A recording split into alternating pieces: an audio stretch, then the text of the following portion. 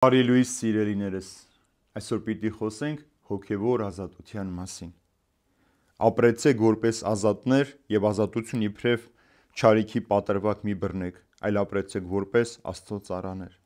Հարգեցեք բոլորին, սիրեցեք եղբայրությունը, վախեցեք Աստծուց, պատվեցեք թագավորներին։ Սիրելիներս, հոգևոր ազատությունից ավելի կարևոր բան մարդը գուցե այս աշխարհում չգտնի։ Ինչ ասել այդ հոգևոր ազատությունը։ Մենք բոլոր մարդիկս էլ ձգտում ենք ազատության, անկախ ապրել, ընտանիքից դուրս ապրել, ինչպես ուզես այնպես անել, բայց այս ազատությունը հոգևորը չէ։ Հոգևոր ազատությունը մարդուն ազատում է մեղքից,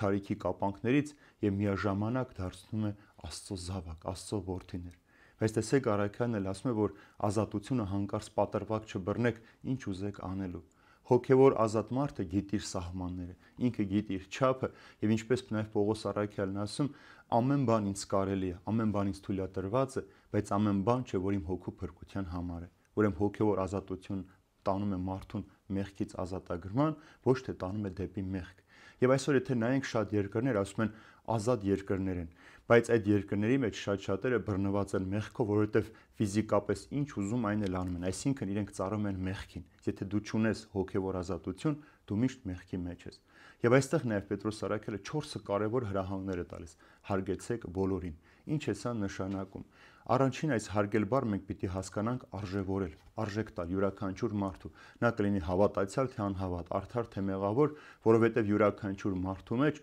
Աստծո լույսը կա եւ ինքը վերջապես Աստծո պատկերն է կրում։ Մենք այդ մարդուն արժևորելով, հարգելով կամ գնահատելով նրան պետք է օգնենք, որպեսզի հոգևոր ազատությանը հասնի մեղքից ազատագրվելու համար։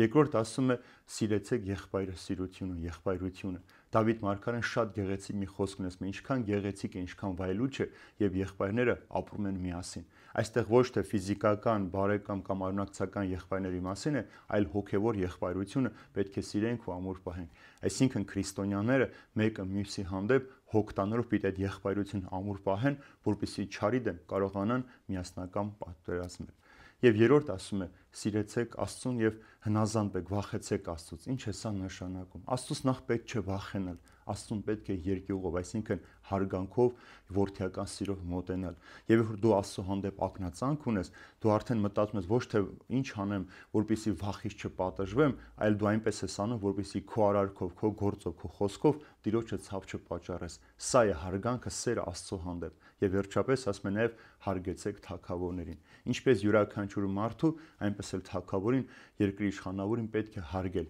բայց առանց շողոքորթության ու կեղծավորության։ Մենք հարգում ենք այդ մարդուն տրված իշխանությունը, որ ինքը կոչված է ծառայելու մեզ, բայց առանց շողոքորթելու, առանց կեղծավորություն անելու, առանց որևէ բնակալիզության, կարելի է այս բառը այսպես ասել, որպեսզի դու այդ մարդուն գնահատես, որպեսզի ոչ թե քեզ պաշտոն տա, քեզ առաջարկի որևէ բան, որ դու հարստանաս կամ հարստահարես, այլ գնահատես այն աշխատանքը, որ ինքը կոչված է։ Ինչպես մեր Տերն է ասում, ես Տերս եւ վարդապետս չեկա ծառայություն ընդունելու, այլ ծառայելու։ Ուրեմն յուրաքանչյուր պաշտոնյա նաեւ ծառա է եւ այդ ծառան պետք է այնպես անի, որպեսզի իրեն վստահված հոտը ժողովուրդը առաքինությամբ շարժվի դեպի հավիտենական կյանք։